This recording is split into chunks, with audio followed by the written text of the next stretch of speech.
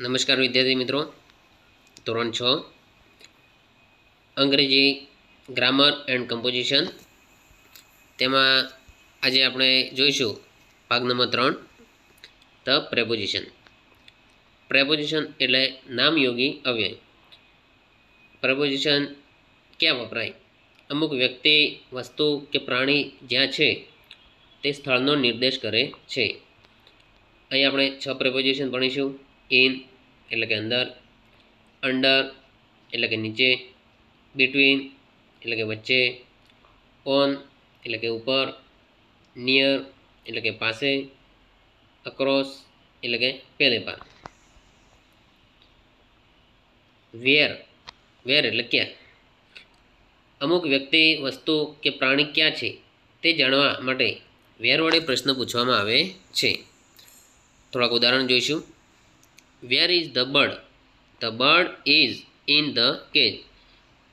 એટલે વિદ્યાર્થી મિત્રો તમે જોઈ શકો અહીંયા ઇન પ્રેપોઝિશનનો ઉપયોગ થયો છે, એટલે કે અંદર. Number 2, where is the book? The book is on the table. અહીં ઓન પ્રેપોઝિશનનો ઉપયોગ થયો છે.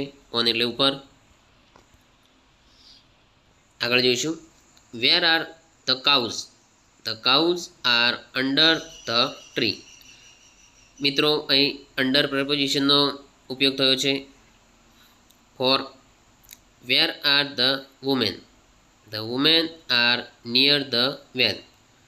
અહીં નિયર પ્રેપોઝિશનનો ઉપયોગ થયો છે. નિયર એટલે પાસે. આગળ, વેર is the well? The well is between the house and the tree. અહીં બિટવીન પ્રેપોઝિશનનો ઉપયોગ થયો છે. બિટવીન એટલે વચ્ચે. તો મિત્રો આપણે પ્રેપોઝિશનનો ઉપયોગ જોયો. હવે જોઈશું exercise. In, on, under, near, between, across વડે ખાલી જગ્યા પૂરી. ઉદાહરણ પ્રમાણે ધેર ઇઝ, ધેર આર વડે વાક્ય બનાવો. એ ઉદાહરણ જોઈશું. The cars are between the buses. અહીં મિત્રો બહુવચનમાં વાક્ય છે એટલે ધેર આરનો ઉપયોગ થશે. There are cars between the buses. એ રીતે નંબર 1, ધ લાયન ઇઝ ખાલી જગ્યા ધ કેજ. તો વિદ્યાર્થી મિત્રો જણાવો અહીં કયો પ્રેપોઝિશનનો ઉપયોગ થશે? અહીં જવાબ આવશે ઇન. સિંહ પાંજરામાં છે. પાંજરામાં, અંદર એટલે ઇન. વાક્ય બનશે there is the lion in the cage.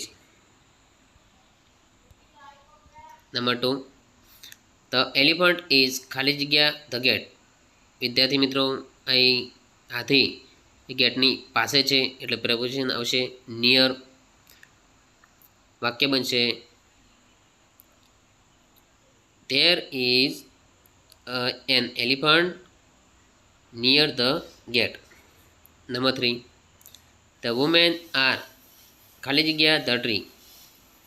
વિદ્યાર્થી મિત્રો અહીં બે સ્ત્રીઓ વૃક્ષની નીચે છે એટલે અંડર પ્રેપોઝિશનનો ઉપયોગ થશે. ત્યારવાળું વાક્ય જોઈએ. There are women under the tree. Number 4, the monkey is ખાલી જગ્યા ધ રૂફ. અહીં વાંદરો છાપરાની ઉપર છે એટલે ઓન પ્રેપોઝિશનનો ઉપયોગ થશે.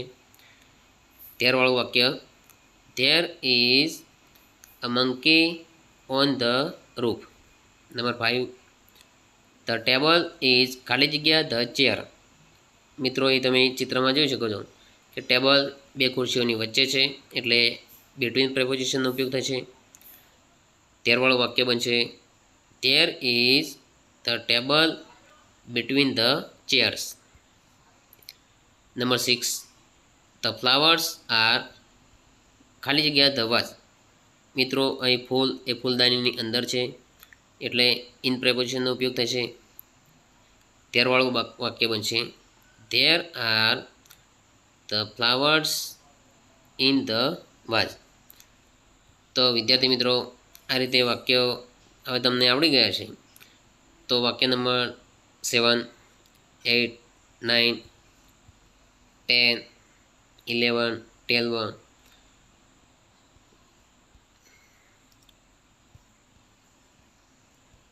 13, 14, 15 એ બધા વાક્યો તમે જાતે બનાવી શકો છો.